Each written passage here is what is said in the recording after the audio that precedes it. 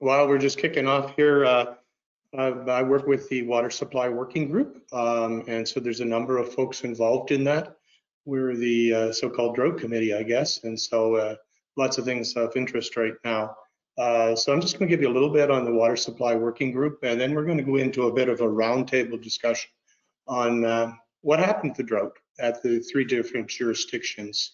So first, next slide, just shows the people that are involved in the working group. We have the Army Corps out of North Dakota. We have several different jurisdictions, the same thing with Minnesota and also in Manitoba. Next slide, please. So over the last year, we've been involved in doing different things. Certainly because of the drought going on, there's quite a bit of facilitation of communication. During the drought, we had regular meetings during the drought period and spent quite a bit of time on sharing what was going on with the various jurisdictions, whether it be what's happening in Manitoba, North Dakota, or Minnesota. You can see there that the basis of what we do is to facilitate communication. So we're always thinking about it from the perspective of how can we be better prepared for drought? How can we work on conservation? What about the types of technology that would help us? And the big pictures, the state of the business basin and the basin-wide perspective. One of the things that we've done over the last year is to put together a drought preparedness checklist from a drought mitigation. So just get you to throw the next slide up, please. So you really can't see this very well, but it highlights a number of different categories, whether it's evaluating existing water system or forecasting, monitoring, conservation, or even recovery. This checklist is available for everyone in the audience. It should be available hard copy at the conference there somewhere. Ask Ted. And for folks that are online, you should be able to click on the website, and there should be a link there for folks that are interested in that. So let's just go to the next slide, please. And so as we begin to look into 2022, we're looking at a number of things.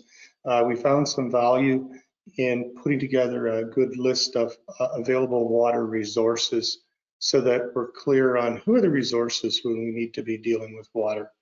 Another new topic that we've just begun to work on is to better understand the economic impact of water.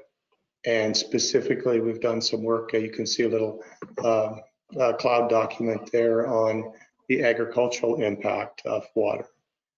So that just gives you an idea of what's going on with the Red River Basin Commission Water Supply Working Group, active group, and certainly highlight the importance of it with the current drought.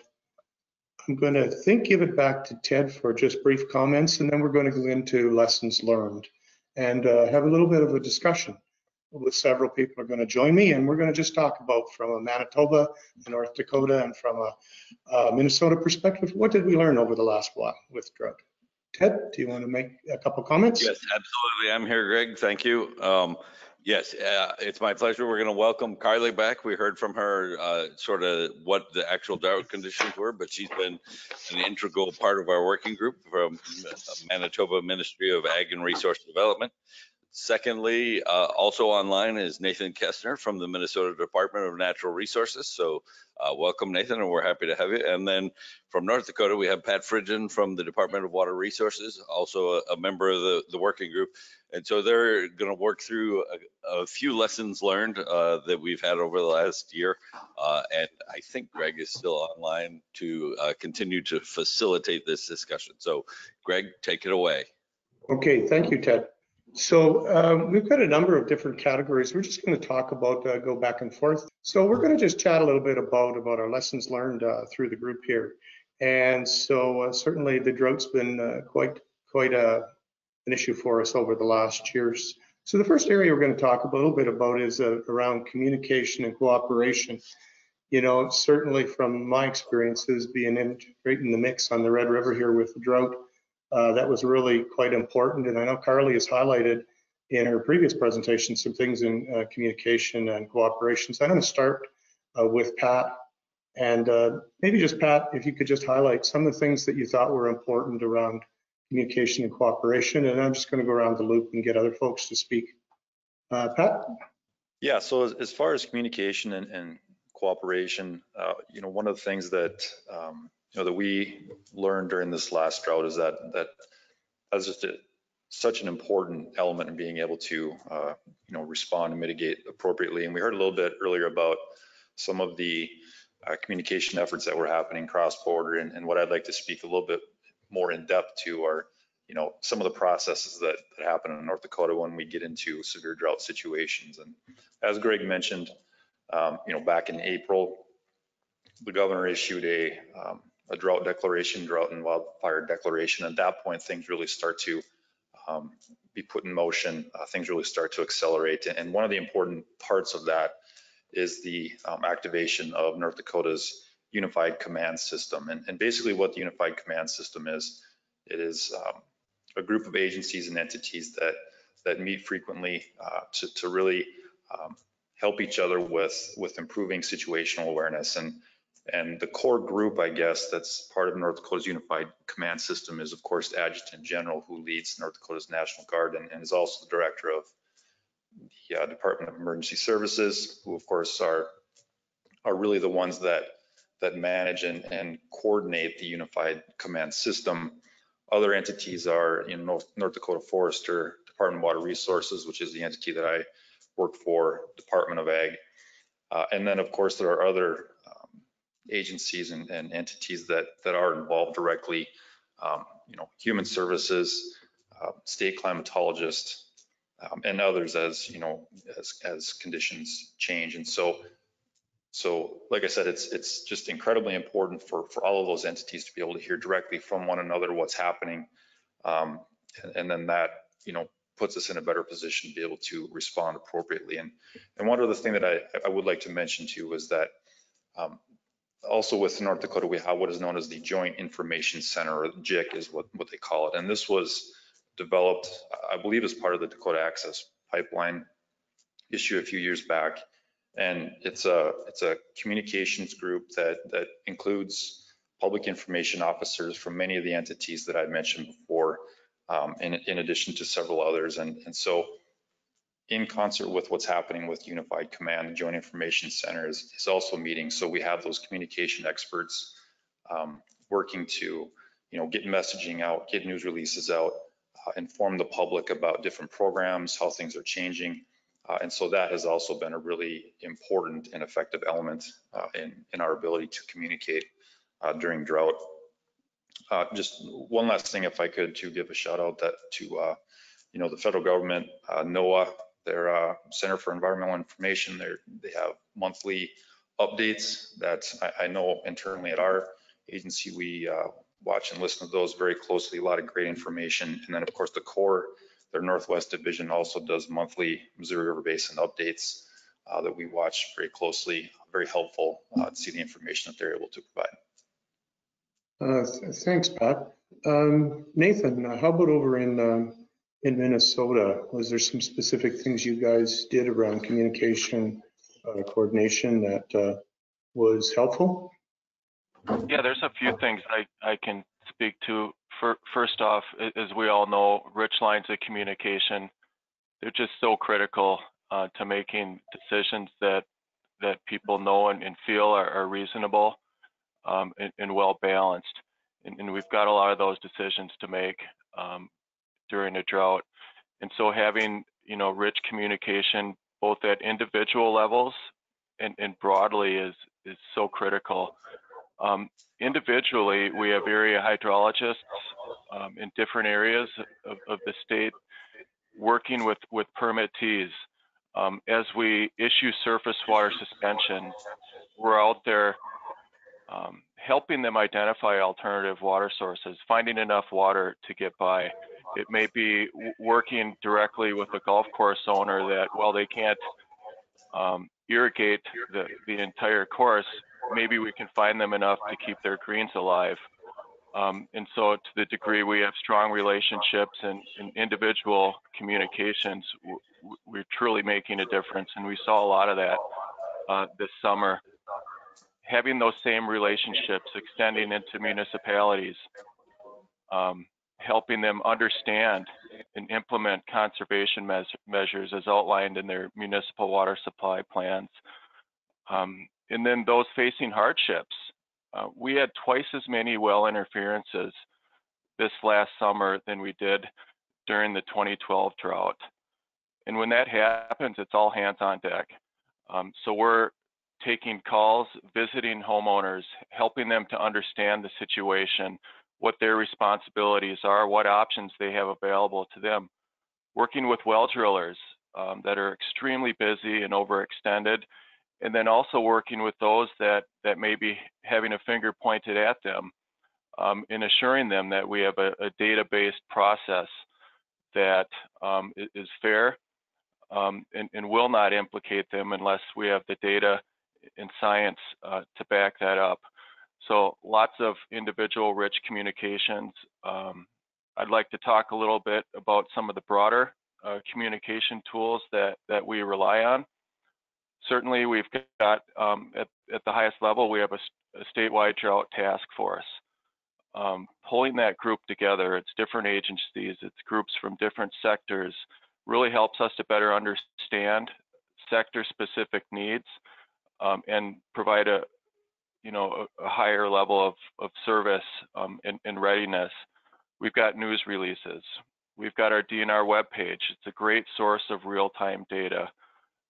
For those that want data sent to them, we've got government delivery. Many of the folks at this conference have signed up for that, and it's a way to get regular drought updates sent to them. Groups like the Red River Basin Commission, Water Supply Committee, those cross-border communications, they're just so critical when we have different users within different regulatory frameworks using a common pool resource. It's just so critical that we're meeting on a regular basis so we don't find ourselves tripping over each other. And then just, I can't highlight enough, just across these individual and broad levels, to spend the time, fostering and maintaining those relationships. Because to the degree they exist, it really helps to get through those conflicts. So that's what I have to say about communication. Great, thank you. Carly, I know you've spoken to some of this in your previous presentation, but do you want to just briefly highlight one or two points you thought were really important? Yeah, just first like to mention great comments from Nathan and Pat, and I echo a lot of those comments as well. I think for us, we're also in the same boat where a lot of our water and drought management responsibilities are stretched across government. They don't reside within one department or agency. So for us, those internal committees are really key to make sure that we have that whole of government response. And we found that having those set up previously we have a drought management strategy that was released several years ago, and that kind of got the ball rolling on setting up laying the groundwork for those committees. So we found those to be very helpful. And just to echo Nathan's comments about, real time and kind of consistent, constant communication with a lot of water users throughout the summer, we found that was happening a lot here in Manitoba as well. And it was really critical to managing the situation and understanding what the vulnerabilities are within the various subbasins across Agri-Manitoba that were experiencing drought conditions. And a lot of those vulnerabilities weren't clear to us until we were in discussions with the water users in the area and better understanding of their infrastructure. So I think now we have a lot better idea based on, these drought assessment groups. And I think, having those set up now moving into the future will allow us to be in a better position to respond to future droughts. Good, thank you. So we're going to move on to data and information availability. We all saw those graphs of what was the water levels like on the Red River, and we all watched them very closely every day to see what was happening. And so data and information is quite an important thing. Let's start with you, Nathan. Was there some things you did around data sharing, the kind of data that you think was good to with your processes? Sure. So Minnesota DNR, as many of you know, we have regulatory authority over water use in Minnesota. So I'm talking about streams, I'm talking about aquifers. So anytime anyone's using more than 10,000 gallons a day or 1 million gallons a year, that triggers that permit requirement. And so in carrying out our authority or permitting authority, we rely on a variety of science-based data sources. Also with drought response, you know, just to list a few of them, we've got the U.S. Drought Monitor, the Palmer Drought Severity Index, standard precip indices. We have DNR, USGS, jointly managed stream gauge networks. We have lake gauges, Minnesota Geologic Atlas. We have a Minnesota Groundwater Monitoring Network. We have individual permits with monitoring conditions, and then modeling, using all that data, plugging it into models to make better decisions.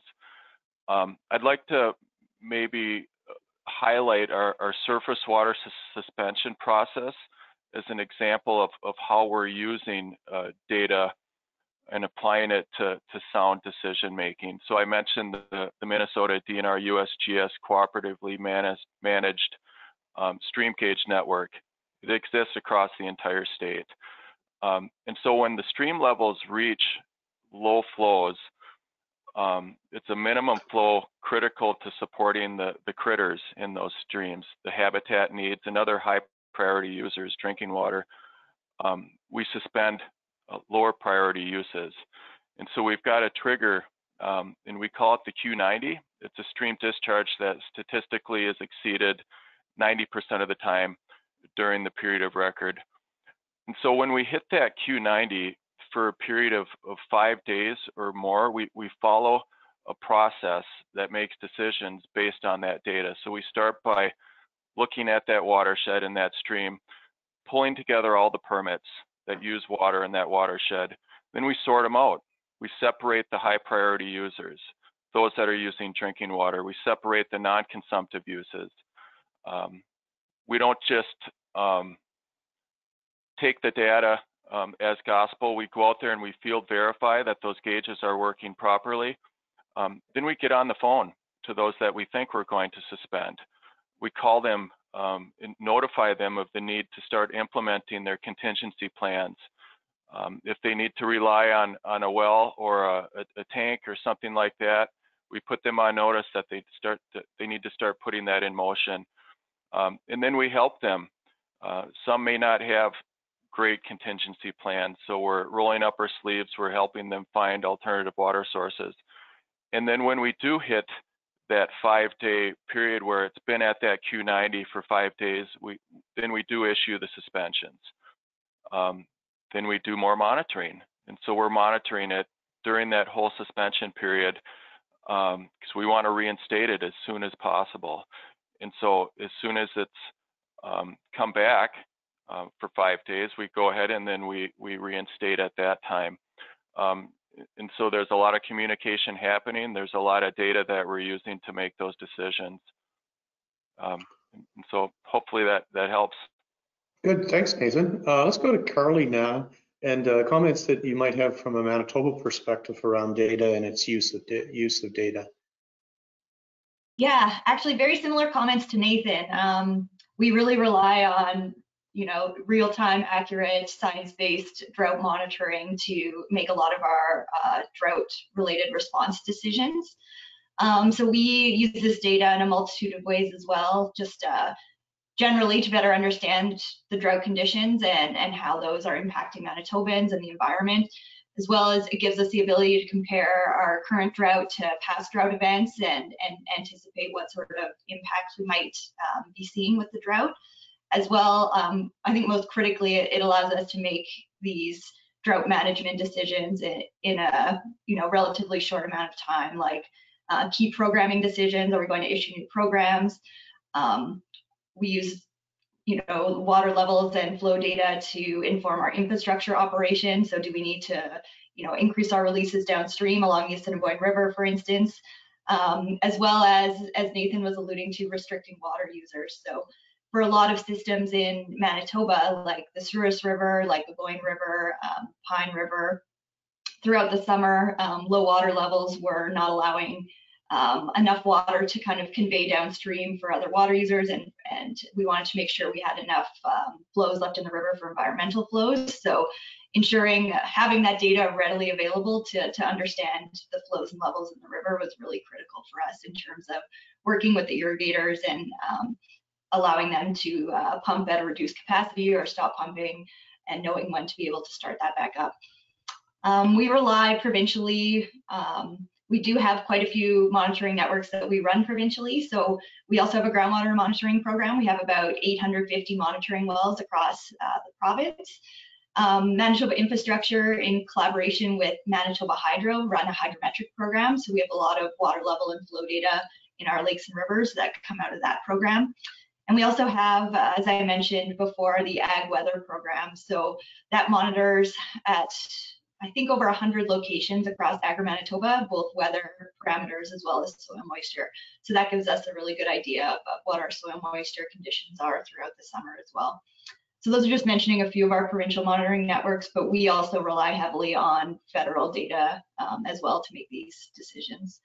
So I can't really underestimate the importance of that data in terms of managing and responding to drought. Thanks, Carly. Pat, from a North Dakota perspective, what comments would you like to make about data and your use of data?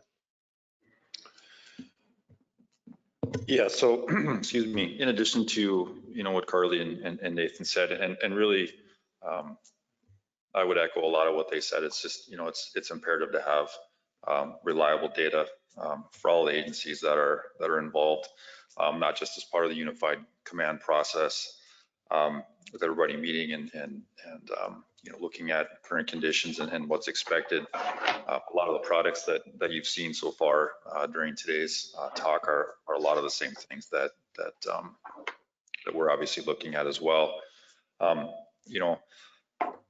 Internally, as part of Department of Water Resources, we are also a water regulatory appropriating agency. We are a prior appropriation state, so our appropriations folks are keeping a close eye on surface water sources and groundwater. We do have one of the more robust groundwater monitoring systems in the country. And if I could, I'd like to spend a little bit of time talking more about our presence technology. Andrea did speak a little bit about that yesterday, but some of you might not have heard that. And so basically what the presence technology is, it's something that was developed by Department of Water Resources internally. It stands for pushing remote sensors, and they are basically self-contained units that are deployed in different parts of the state. Initially, it was developed to track surface water levels out in the Badlands and extremely remote locations. And so that was the beginnings of it. And now they are being used to track not only surface water levels, but groundwater levels. We are also adding additional environmental conditions to them, including soil moisture and temperature at, I believe, 5 different horizons. They are deploying some units with precip collection. Right now, I think we're around 200 units deployed around the state, with plans to obviously look at opportunities for expansion. One of the questions that we always get about presence is, but what does it cost? Just for surface and groundwater levels, the cost per unit is right now around $500. Adding in soil moisture, soil temp, and precip, they get up to around maybe $1,200 or so. And so really a low cost. This information is collected, relayed, back to publicly accessible databases. And the way that's done is through either cellular or satellite, depending upon, the remoteness of the location. We've got solar panels on and batteries, so they are really that self-contained unit, and really a game changer in terms of our ability to collect real-time data, make it available to the public at a relatively low cost. Thank you, Pat. Appreciate your comments. Use of technology is quite interesting. So we're going to move on to program implementation. And I'm going to get Carly to speak to this. I know there's a number of jurisdictions have had to do some things to support, whether it be producers or other folks. So Carly, if you'd have some comments in this area. Yeah, I can give a quick rundown of some of the 2021 drought programming that we put out provincially. So the first set is through agri-recovery. So that's a disaster relief framework that's under the Canadian Agricultural Partnership. So we made 3 different programs available to livestock producers through agri-recovery in 2021. So the first 2 were released at the end of August of last year, and they have to do with transportation of both livestock and feed. So they would cover expenses related to buying and testing feed for eligible livestock, as well as transportation costs of moving breeding animals to an alternate feeding location. And a lot of these programs are going to talk about are focused more on the breeding herd. The next one we released was end of November, and that was on herd management. So that program was to assist livestock producers in offsetting the cost of replacing their breeding animals when culling was above normal due to shortages in winter feed. So in terms of uptake on these agri-recovery programs, we've had about 500 producers applied. Just a note, that is less than about 10% of livestock producers who are eligible in the province. So uptake hasn't been huge on these ones, and that's likely, we attribute that to late summer rains that we received in August and then throughout the fall, and the warmer weather in the fall that's kind of reduced the need and delayed some decisions when it comes to purchasing feed. But these applications can come in until April 2022, so we'll have to see what kind of uptake we get over the next few months.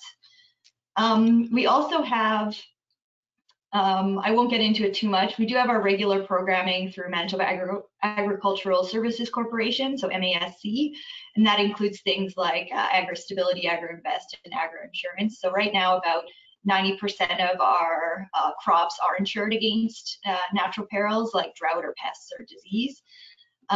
There were a few changes specific to 2021, like for example, the hay disaster benefit was triggered in 2021. So for those producers that do have forage insurance, that helps to compensate them for the increased cost of hay and the increased cost of transportation. Another set of programming was to help mitigate the impacts that we were seeing to on-farm water supplies across Agri-Manitoba. We noticed that we really don't have high resilience in that area. We had a lot of producers dugouts dry up or wells go dry. So to help mitigate this, we opened up additional intakes of what's called Ag Action Manitoba's BMP 503, so Best Management Practice 503. And that Best Management Practice focuses on increased funding for water source development, so that's whether that's drilling deeper wells or renovating dugouts.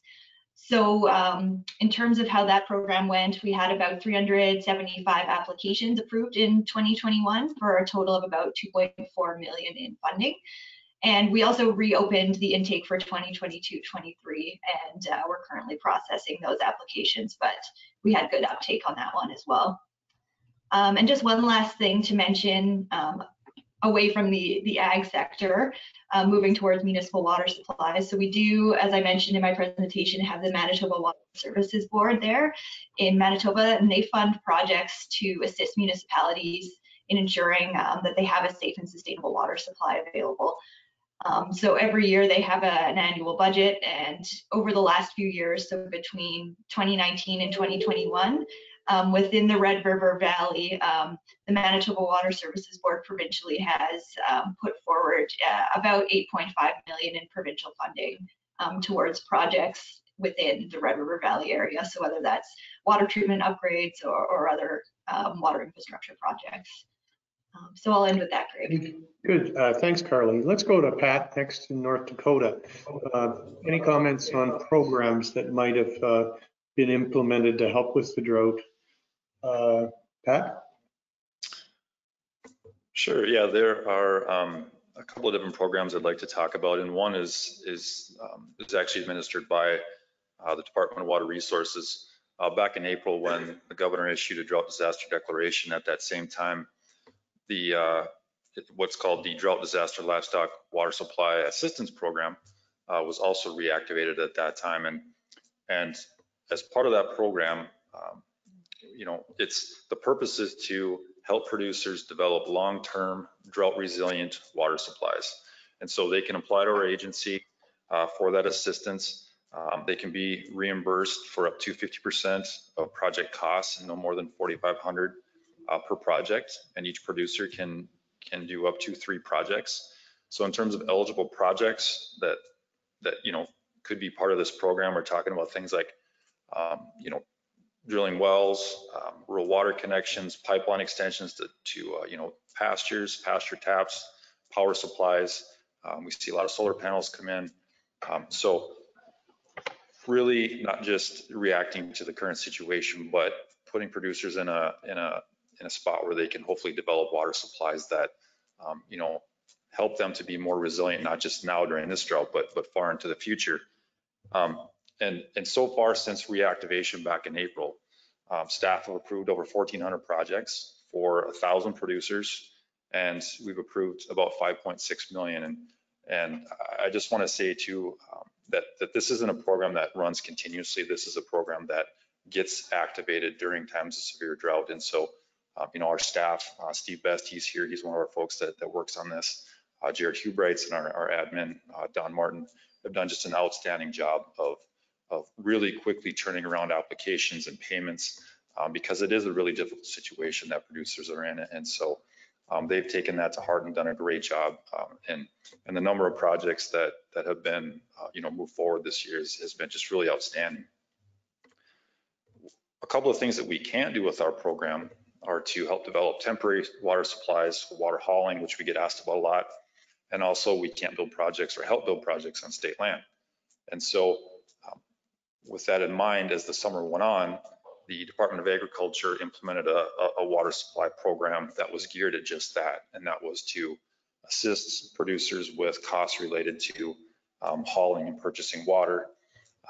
And similar to ours, they can get 50% cost share up to $4,500.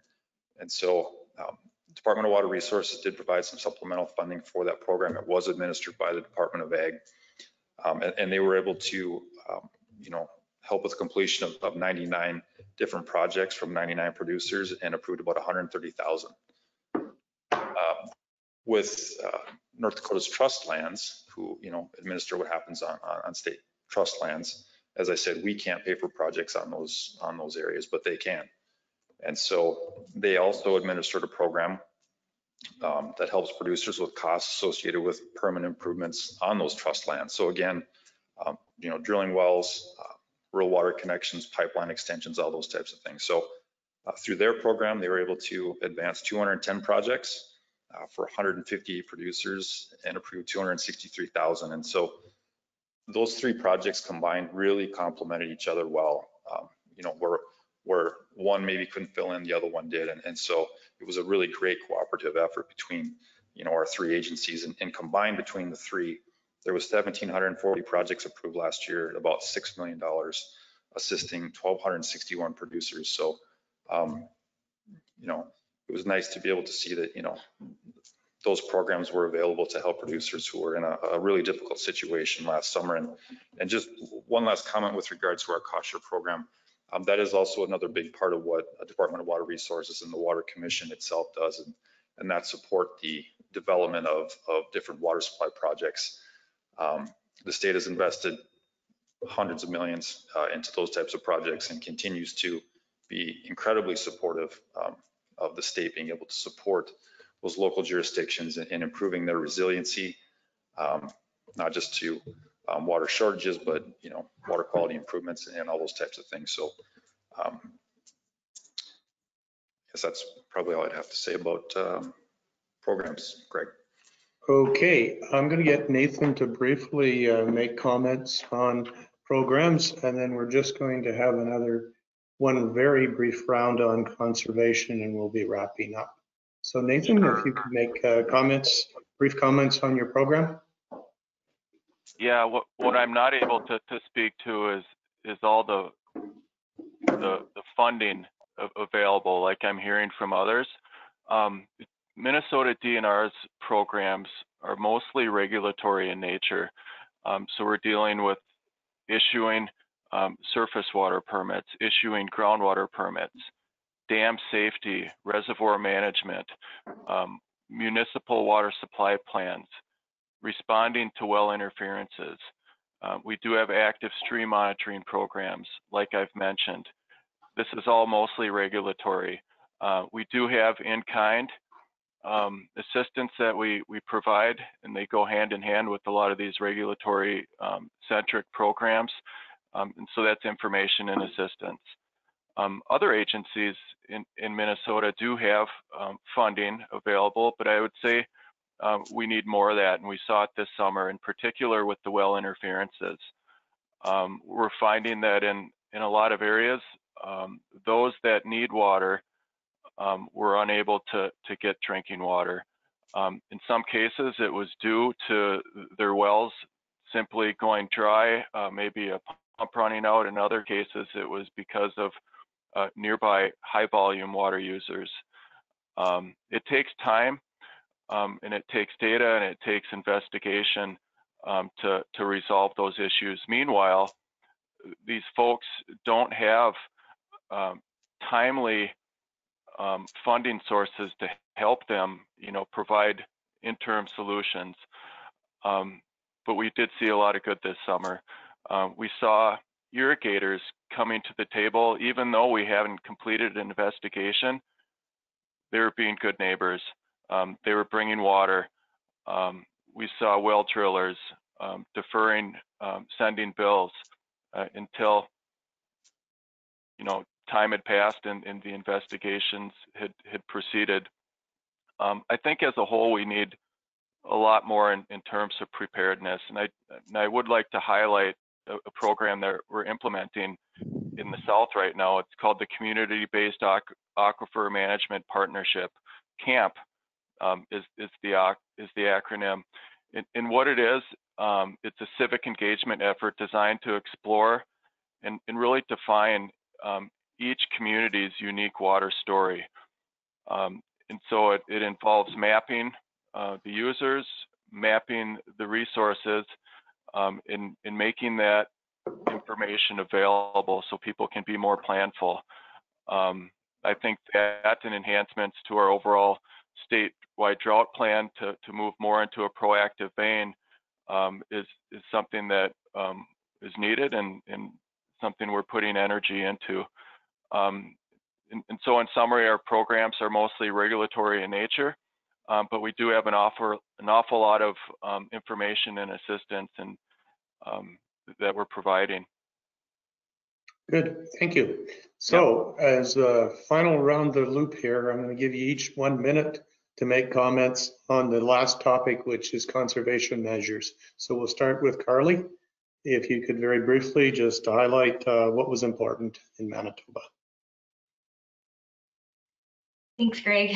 Yeah, so in terms of conservation measures, municipalities and communities were the ones that would take the lead on those in terms of implementing either voluntary or mandatory conservation measures. And we did see quite a few municipalities and their water providers do that throughout this summer.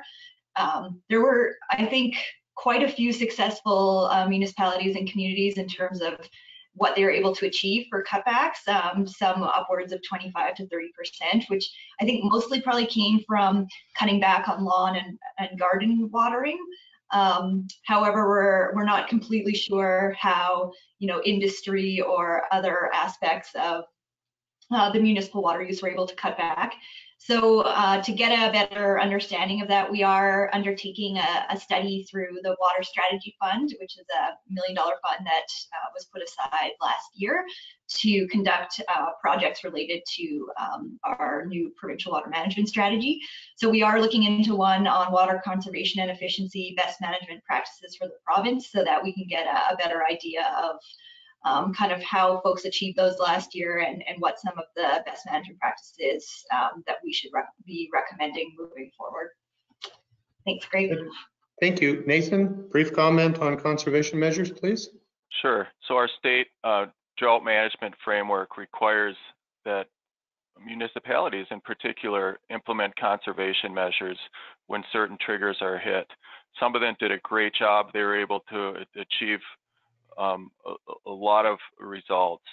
Others, not so much.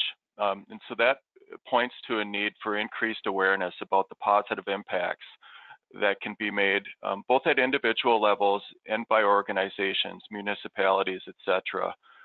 We have information and assistance that we can provide, but I would like to emphasize the power of a story. I think we can take those success stories and share them with folks that are choosing or maybe not aware of what options are available to them, and spread that information out. So that's something we're planning on doing, and we really look forward to. Thank you. Thank you. Pat, closing comments on conservation measures from North Dakota, please. Thanks, Greg. Yeah, I mean, similarly to Carly and Nathan, conservation measures and planning occurs, within our communities here as well, which makes sense. I mean, they know their systems better than anyone. They know their situation better than anyone. And as previously stated, some of those plans are better than others, but still, at the end of the day, those efforts are happening at the local level. From a state perspective, just wanted to add one last thing toward the end in terms of regulatory functions and appropriation. Last year during the drought, in terms of curtailing water use, we did have some temporary water permit holders who were curtailed from their use to protect senior water rights. They were all related to fracking out in the western part of the state, but really that was about it. So that's it. Greg. Okay, well, thank you, Nathan, Carly, and Pat. Thank you very much for sharing your lessons learned from the drought of 2021.